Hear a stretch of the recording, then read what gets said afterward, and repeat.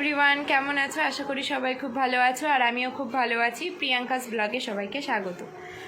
তো বহুদিন কোনো সেরকম বড় ভিডিও দিতে পারছি না, আসলে আমার একটু পড়াশোনার চাপ ছিল, যার জন্যই আমি ভিডিও করতে পারছিলাম না। তাছাড়া এডিটিং থাকে, ভিডিও পোস্ট করার একটা টাইম থাকে, সেগুলো আমি সময় মতো করতে পারছিলাম না, যার জন্য কদিন ধরে আমি শুধু রিলস ভিডিওগুলোই আপলোড করছিলাম।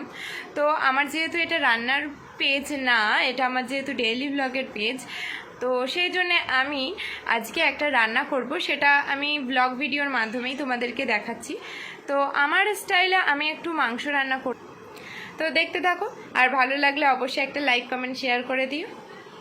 আমি এখানে 2 কেজি মতো মাংস নিয়ে নিয়েছি এবং এই মাংসটা হচ্ছে অস্ট্রেলিয়ান মুরগির মাংস। খেতে পুরোই খাসির মতো লাগে। আমি প্রথমেই এটাকে ম্যারিনেট করে নেব। তো ম্যারিনেট করতে আমাদের কী কী লাগছে সেটা তোমাদের আগে বলে দিই। এখানে আমি হাফ লেবু নিয়ে নিয়েছি এবং আমি সব এখানে গুঁড়ো মশলা অ্যাড করব।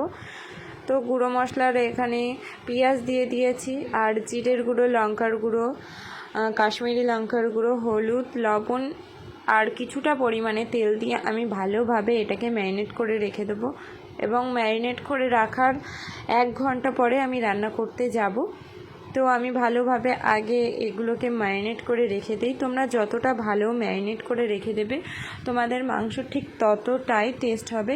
ম্যারিনেট এবং কষানোর ওপরেই মাংসটা। তোমরা খাসির মাংস অনেকে আছো যে সিটি মারো, তো তোমরা যারা এইভাবে রান্না করো তারা এইভাবে রান্না করে দেখতে পারো। আমি যেভাবে করলাম ম্যারিনেট করে মোটামুটি রেখে দেওয়ার আর 1 ঘন্টা পরে যদি তোমরা রান্না করো, খাসির মাংস সিটি দেওয়া লাগে না। এবং আমি এখানে টক দইটাই স্কিপ করে গিয়েছি, তোমরা এখানে চাইলে টক দইটাও দিতে পারো। দেখো আমি 1 ঘন্টা পরে নিয়ে এসেছি আর ঠিক এরকম নরম হয়ে গিয়েছে। আর আমি এখানে তেল নিয়ে নিয়েছি এবং তেলের মধ্যে আমি আলুগুলোকে লাল করে ভেজে নেব, একটু সামান্য হলুদ দিয়ে। ভেজে নেওয়ার পরে আমি ওটাকে তুলে রেখে দিয়েছি। ভিডিওটা আমি স্কিপ করে গিয়েছি এবং আমি এই তেলের মধ্যে গোটা গরম মশলা দিয়ে দেব। গোটা গরম মশলাগুলো দেওয়ার পরে আমি একটু ভালো করে নাড়াচাড়া করে নেব। নাড়াচাড়া করে আসার পরে আমি এর মধ্যে মোটামুটি 200 গ্রাম মতো পেঁয়াজ আমি নিয়েছিলাম, তার থেকে আমি কিছুটা পরিমাণে রেখে দিয়েছিলাম, সেটা আমি দিয়ে একটু ব্রাউন হয়ে আসা পর্যন্ত আমি এটাকে ভালো করে নেড়ে চেড়ে নেব। এটা নেওয়ার পরে যে মাংসটা ম্যারিনেট করে রেখেছিলাম ওই মাংসটা আমি এবার তেলের মধ্যে দিয়ে দেব।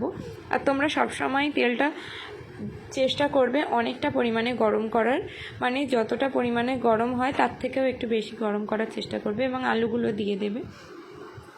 মোটামুটি 10-15 মিনিট কষানোর পরে দেখবে তেল বেরিয়ে আসছে এবং তেল বেরিয়ে আসার পরে তোমরা নিজেরাই বুঝতে পারবে মাংসটা ঠিক কষানো হয়ে গেছে। আমি তাও তোমাদেরকে দেখিয়ে দিলাম।